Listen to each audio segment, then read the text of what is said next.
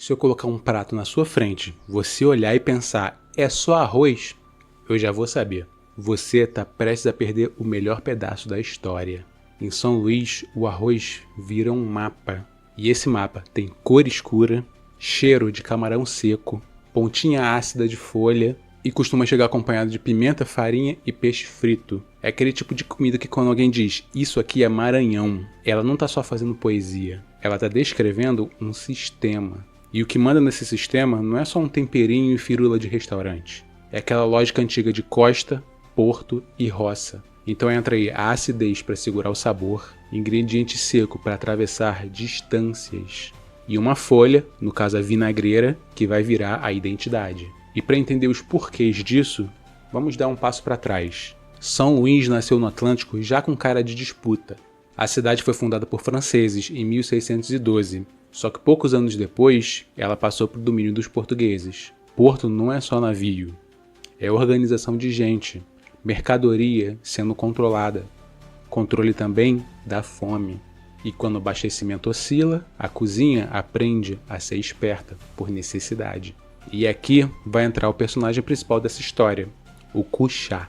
Não como um molho exótico, mas como tecnologia do cotidiano. E aí entra a folha ácida, que no caso é a vinagreira, o camarão seco, uma semente para dar um perfume, o gergelim tostado, e de repente o arroz deixa de ser o coadjuvante para ser o principal, aquele que vai segurar o teu dia. No meio do caminho, você já viu uma coisa que eu pauto muito aqui nos temas do Nordeste. Comida não é só tradição, ela vai responder a um problema real que surgiu naquele determinado momento. Então a pergunta que fica aqui é, qual problema esse prato resolveu e qual problema ele ainda resolve nos dias de hoje? Então hoje a gente vai ler o Maranhão pelo prato. Primeiro pelo cuchá e vinagreira. De onde vem essa folha? Por que ela é ácida? E depois pelo arroz de cuchá como o prato da cidade. E no fim eu vou te mostrar outros pratos que amarram esse sistema.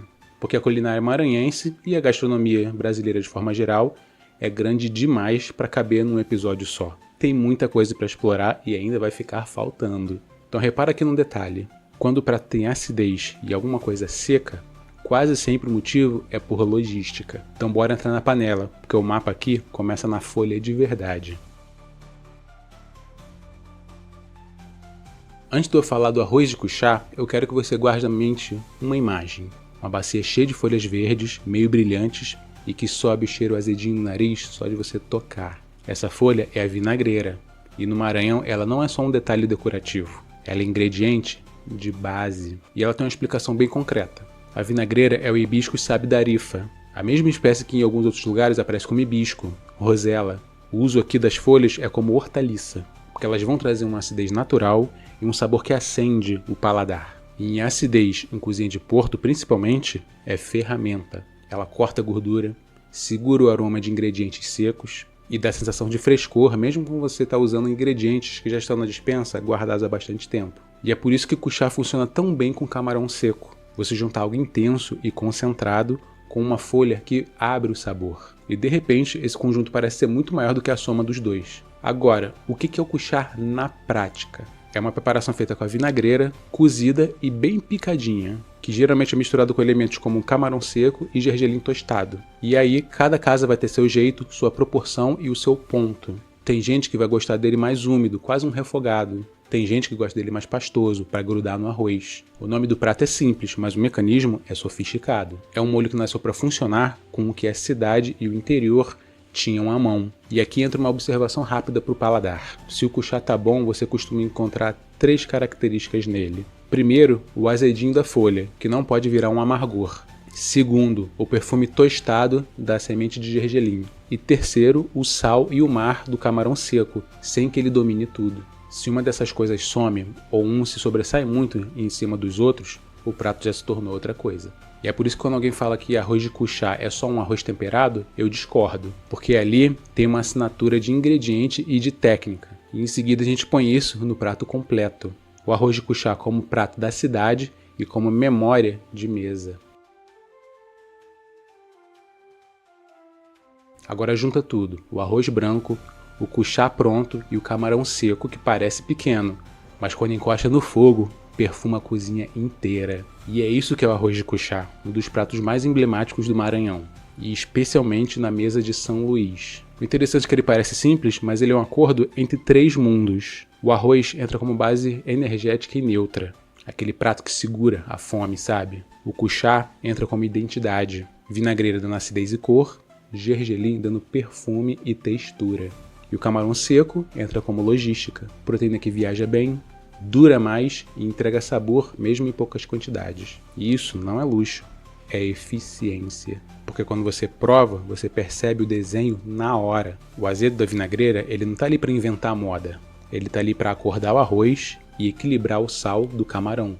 E é por isso que na prática o cuchá costuma aparecer acompanhado de pratos mais gordos ou mais simples. Peixe frito, carne de panela ou até mesmo sozinho acompanhado de farinha para aqueles dias mais corridos, sabe? E tem uma coisa que diz muito sobre a autoridade cultural. E quando órgãos de divulgação de turismo do próprio estado citam a trilha de vinagreira, gergelim e camarão seco como componentes do arroz de cuchá, como a marca dele, isso não só cria tradição, isso confirma que o prato virou linguagem comum, linguagem de quem vive ali. Agora pensa no que isso revela sobre o Maranhão. A assinatura dele não vem de um ingrediente raro, vem de um ingrediente humilde, mas que exige ponto. Vinagreira passada do ponto amarga. Camarão seco mal deu salgado, domina tudo. Gergelim cru fica apagado, tu nem sente. Então um prato parece ser do tipo do povão, mas cobra mão de um cozinheiro habilidoso. E esse tipo de comida que dá engajamento e opiniões próprias, porque cada um tem uma versão diferente na memória. O melhor que eu comi foi o da minha avó. O da feira é mais azedinho. O do restaurante é bonito, mas não tem força. Então deixa a sua experiência aqui também para eu mapear e saber quais são os saberes populares a respeito dele. Porque isso é muito importante para eu conhecer a perspectiva dos nativos. Por mais que eu ame gastronomia brasileira, eu sou carioca. Então diz aí, você que mora no lugar, qual a tua relação com ele. E em seguida eu quero virar essa chave com você. Que o arroz de cuchá é muito mais do que um prato típico, que ele pode ajudar a explicar a economia sensorial da cidade, o que fica na vitrine, o que fica na rua e quem mantém isso em pé. O plot twist do Maranhão não é a tradição, é a infraestrutura de quem a criou. Aqui eu digo uma coisa que pode irritar um pouco. Muita gente trata a culinária do Maranhão como se ela fosse um tema folclórico, tipo uma peça bonita para mostrar na festa, tirar fotos e depois voltar para sua vida do cotidiano. Só que na prática, arroz de cuchá não nasce para ser vitrine, ele nasce para funcionar. E quando você entende isso, você começa a ver a cidade pelo abastecimento. Em São Luís tem essa ponte que simboliza muito bem a relação entre rua e memória. A Casa das Tulhas, o Mercado da Praia Grande, que é um mercado histórico ligado à circulação e hábitos da cidade. E é ali que o arroz de cuchá deixa de ser prato típico e vira um prato de estrutura. Camarão seco em sacos, gergelim, pimentas, ervas, farinhas, tudo pensado para durar e para render. E repara como isso muda a leitura do prato. A acidez da vinagreira ali não é só gosto, é estratégia sensorial. Ela faz o camarão seco parecer mais vivo, mais mar, faz o arroz ficar mais interessante sem pedir uma carne cara. E quando você coloca isso ao lado, por exemplo, de um peixe frito, você sente na hora esse pacto. O peixe ali vai ser o frescor do dia. O camarão seco é a garantia da semana. A folha ácida é o que amarra tudo.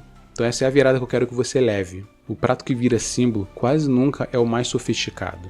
É aquele que resolve o cotidiano com consistência, porque assim vem a parte moral sem drama. Quando a cidade se moderniza, o que some primeiro não é a receita, é a cadeia que sustenta a receita. Some o vendedor, some a folha na feira, some a mão que sabe dar o ponto. E aí o prato sobrevive só como um nome no cardápio. Por isso quando você come o arroz de cuchá, pensa menos em autenticidade e pensa mais no quem está por trás disso, quem faz ele acontecer, quem faz ele continuar possível. Que em seguida eu vou falar desse risco, o que fica invisível e por que certos sabores começam a se tornar somente lembrança.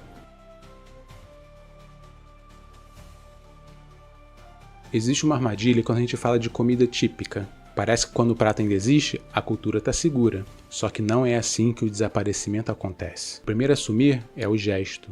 É a pessoa que sabe escolher a folha certa, que sabe o ponto do cuchá sem medir nada, que dessalga o camarão no tempo exato, que tocha o gergelim para ele perfumar sem amargar. E isso não vem na embalagem, isso mora na rotina. E aí, quando a vida começa a apertar, sobra pouco tempo, o que acontece? A cidade troca tempo por conveniência. O camarão seco vira saborizante, às vezes até como um tempero em pó pronto.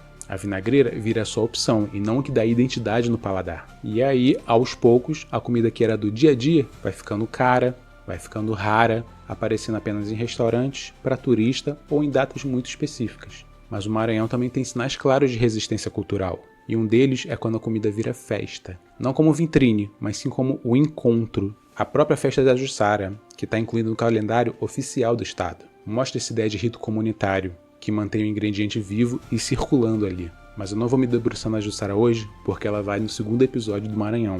E eu já estou deixando preparado no episódio spin-off dele. A mesma coisa vale aqui para mandioca e a Casa da Farinha. É outro universo, outro mapa, então outro capítulo.